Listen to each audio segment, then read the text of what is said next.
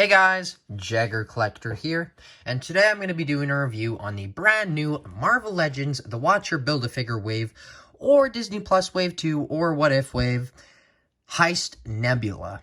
Now this figure was seen in the episode 2 of season 1 of What If. Very cool character.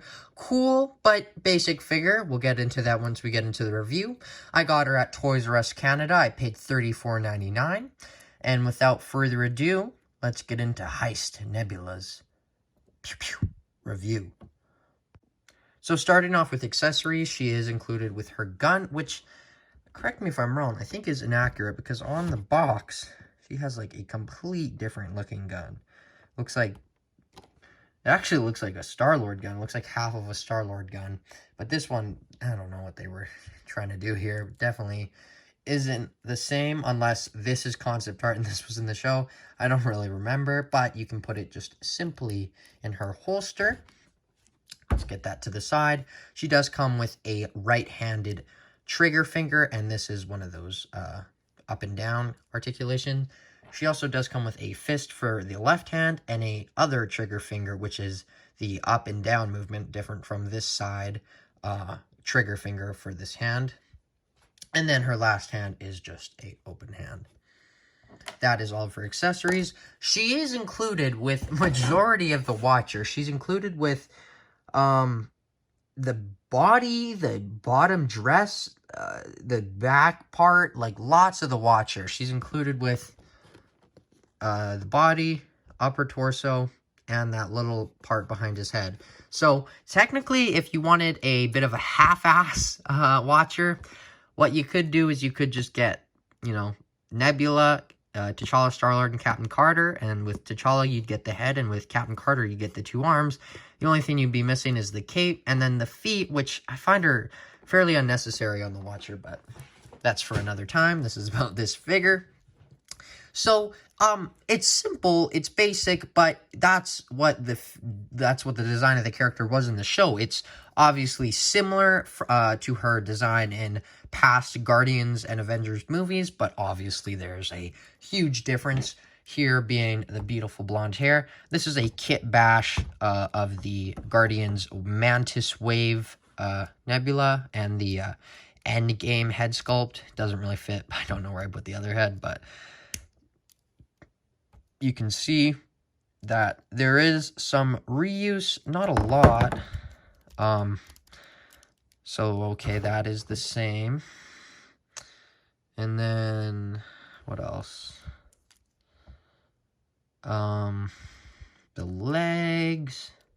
So, I'm just trying to see here. So, I think, yes, or no. Okay, so the parts that are reused on this figure is the bottom torso or ab part down minus the belt. I was thinking that the upper torso was the same, but there is a kind of shoulder pad on the side. And then, of course, the breasts are obviously a little bit different. And then, obviously, huge differences in design, but they are a little bit similar. So I just wanted to show you that. Let's actually do a quick head swap. And there is one thing on this figure that I want to make a point of. I wouldn't switch her head that much because I don't think I've ever seen that thin of a ball joint in my life. Like, it's like pending. It's so delicate. So I would just keep the head on. I did want to point out that on the head sculpt in the show, she kind of has her thing going across her face, like the mechanical bit, but on this figure, even with the hair over it, obviously you couldn't see it in the show, and on the figure it doesn't make that big of a difference, but where it's supposed to be, you can't really see it, so because it's not on the figure. So that's something to keep in mind. And then this head, it's too tight, and I don't want to push that much, but it actually looks not that bad if you could Dremel it out or something, heat it up. And then this one, obviously, actually that looks kind of cool. But let's get this figure out of frame. So Miss Cha-Cha here. Let's start with the head. Beautiful likeness. That is the most important part of this figure, obviously, and the design of the character is the head and the hair. And honestly, wow, Hasbro and these What If figures are just like, the likenesses at least, and most of the figures are amazing. So props to Hasbro for that. But really, it is a basic figure, you know, not that much to it. You know, you got your sculpting details, you got your standard female arms, and that obviously a drastically different color. But a very cool figure. The lipstick does look a little bit smeared or just discolored, but that might just be me.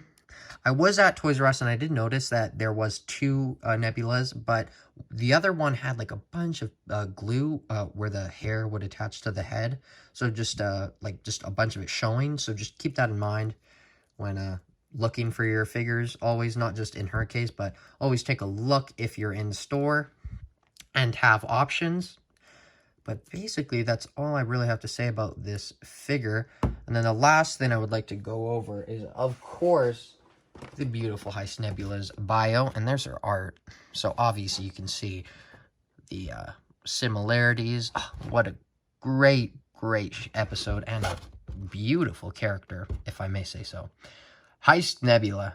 Tech-savvy and brave, Nebula is an intergalactic opportunist who is ready for adventure. So this is when she is not really with her father. She's a part of the Ravagers. I mean, she's cooler with her father, but there's a little bit of past tension. So kind of see the similarities with her amazing father. What a great dad, you know, just amazing kind of dad.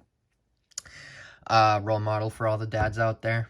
But that is all for the sculpt and detail of this Nebula figure. Obviously, there's a ball joints, or not ball joints, pegs at the bottom of the feet. So without further ado, let's get into Heist Nebula's articulation. So the articulation on this Heist Nebula is very standard for a female figure. The head articulation is okay, but not the best. You can get the head looking down that much and back that much. Obviously, the hair gets in the way. A little bit of tilt, a little bit of tilt. You get a little bit, but you can, that's as much as you can really get on the dumbbell joint. And then obviously a swivel, but then again, just be careful taking that head off. Try not to. Arms will go out that far, down, full 360, single jointed elbow, bleh, yucky.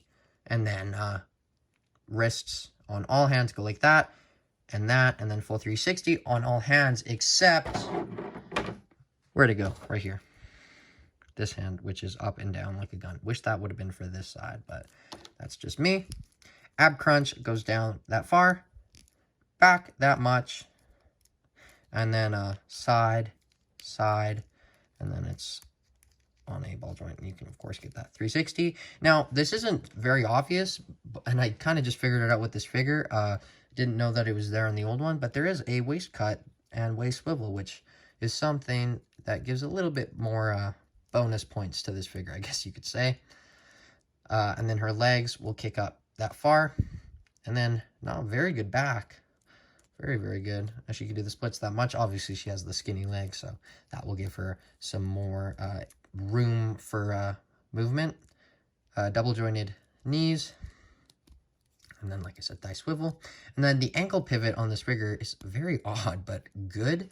Just that it's so round and huge, the joint, so just keep that in mind. It's a little bit stiff when you got her out of package, but it's kind of gotten into its groove since then. And then, of course, ankle pivot up, goes up that much, and then back that much, and you can kind of push it even further back. So that is the articulation of the Miss Beautiful Cha-Cha, or Heist Nebula. So let's get into some comparisons and final thoughts. Okay, so a couple quick comparisons. Here we have the Heist Nebula to the, I guess you could say vintage now. No, you can't say it's vintage because it's only 4 years old, but Mantis Wave Nebula, and then, of course, her wave mate and episode mate, Cha-Cha, or T'Challa Star-Lord. And, well, let me get that head on. What the heck? That is not... I just put the... Jesus. That's funny. I had them right by each other, and I was looking at them from the back. There's Cha-Cha next to her. Obviously, they had a bit of a relationship in the episode. Ooh. Icky. Okay. So yeah, and he fell over, and she fell over. Just can't have any luck, can I? Hey, Cha-Cha.